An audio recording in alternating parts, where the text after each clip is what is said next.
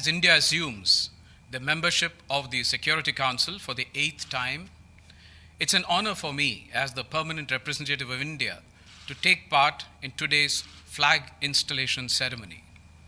It is a proud moment for my country and my delegation.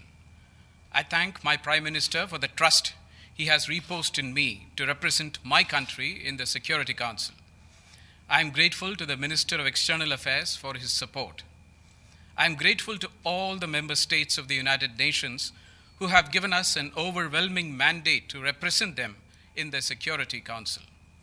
My deep appreciation to the delegation of Kazakhstan for instituting this practice of the flag ceremony, and our best wishes to Tunisia for helming the reins of the Security Council for January.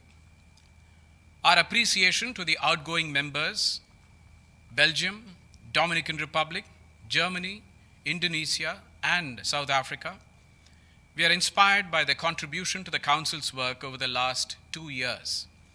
We welcome the delegation of Ireland, Kenya, Mexico, and Norway as we begin our 2-year journey together.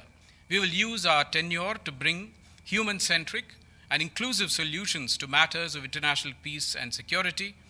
India will be a voice for the developing world.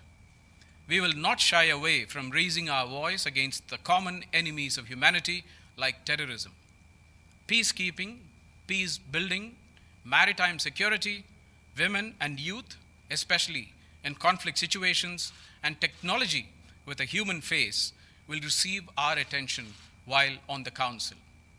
We look forward to our collective pursuit for an ideal where the world is one family, Vasudhaiva Kudumbakam.